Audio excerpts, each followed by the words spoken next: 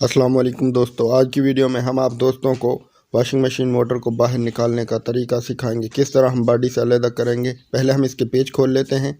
इसके पेज खोलने के बाद हम मोटर को बाहर किस तरह निकालेंगे, गौर से देखिएगा।